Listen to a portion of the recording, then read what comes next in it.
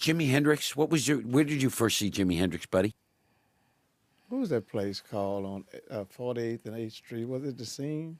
The Scene in the basement, because you came there once when I was playing there. It was in the basement there, the Chamber Brothers, and I didn't know who he was. And I was must have been about 24 then, 25. How come you keep mentioning ages and stuff? Because I'm trying to keep this Alzheimer's I think working you're on trying me. to throw bricks at me. No. But anyway, Dick Waterman had contacted me then, and I had the guitar behind my head, and I'm like trying to get some attention mostly. You did. And somebody had a tape recorder, and they was like, "That's Jimi Hendrix." And I had a couple of shots, and I'm trying to get me one of these hippie gals. That's exactly what I said. I said, "Get out of my damn way. Who the hell is Jimi Hendrix?" And he started waving and plugging up his wah-wah pedal. He said, "I just canceled a gig. I want to get a chance to play with you. I'm Hendrix." I said, "Who the hell is that?" And somebody said, "That's Hendrix, man. Be cool, dude. Be cool, Henry, yeah." So I finally stopped playing, and he plugged it up and went to work on it. And I said, "Well, maybe I should know you then." And from that day on, we came on, because we had some conversations together after that. And that was like about maybe 2.5 years before he passed away. Well, I first met him at Tom Couch's place in Mobile. In Mobile, yeah.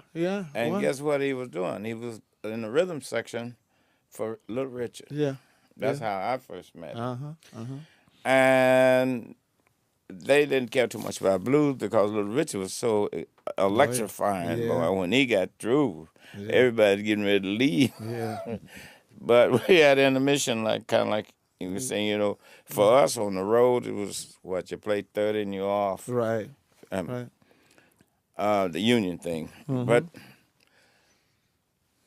Jimmy was quiet when I met him.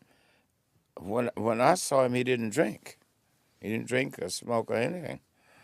And I wasn't drinking that much then.